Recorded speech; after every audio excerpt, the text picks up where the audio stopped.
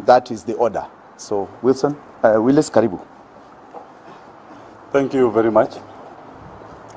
Yesterday we took our papers to IEBC for registration as a candidate, and we were ready with all the documents and the signatures, but the returning officer, in an unprecedented mode, decided to reject some of our documents.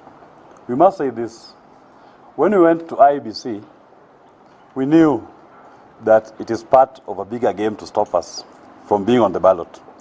It is part of a bigger game to stifle the voice of Kenyans from having an alternative.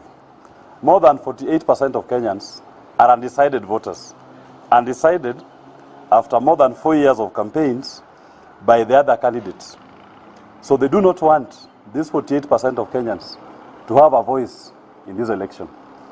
The ostensive reason that the chairman of the commission gave for rejecting our papers was that His Excellency Jimmy Wanjigi didn't have a university degree. But I must say this: a decision was made in 2013 by the IEBC, the returning officer of the presidential elections, on what constitutes a university degree. And they said, once you've done your entire coursework, once you've completed your university education, you are a holder of a degree. Graduation is but a ceremony. It is not necessary. The IEBC used that decision to clear Governor Joe in 2013 based on his transcripts and his completion letter from the university. A lady by the name Janet Mbete challenged that decision of the IEBC. And the IEBC, in its rulings, found that Governor Joe was duly cleared to run. Subsequently, IEBC went to the High Court to seek enforcement of its decision. And the High Court of Kenya, in petition number 116 of 2013, did find that once you've concluded your university studies, you've met all the course requirements, you have all the marks for that respective course, you are deemed to be a graduate, and therefore you meet the qualifications specified in Section 22 of the Elections Act. That has been the law since 2013. That was the law applied to all aspirants in 2017, and that has been the law the Commission has applied in by-elections, including the clearance of candidates in the present elections. And that was also the law at the time when my friend Walter Mungare was being cleared. So the law has always been clear. There has been no change in what that law is.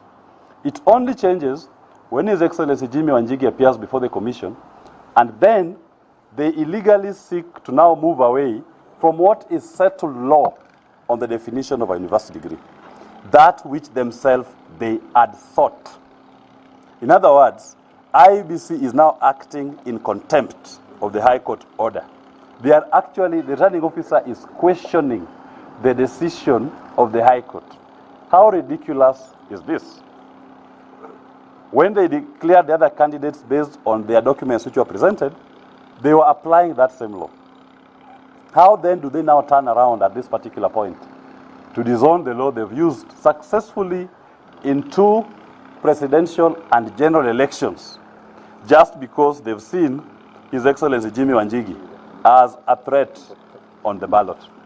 Now, we are not going to sit back and allow an IEBC that flip-flops on its own whims, an IEBC that disregards the rule of law, an IEBC that is not consistent in its application of the law. It is applying differential treatment to candidates.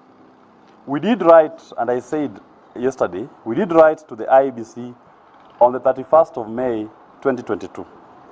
And we asked the IEBC, we forwarded all our documents, we forwarded all our forms. Kindly get back to us if there be any issue with our forms, with our documents. As I stand here today, no response was received. Other candidates we've seen, when they write or when they communicate to the commission on an issue, the chairman is very fast to respond to them and to accommodate their requests. Our letter of 31st of May, received on 31st of May, has not been responded to date. Why this differential treatment? Article 27 of our Constitution is very clear on discrimination. Why did the Commission discriminate against us? Because they know we are the campaign that represents the voice of the people. That is all that I wish to say up to this particular point. Thank you.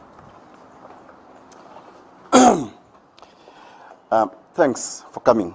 Let me not mince my words.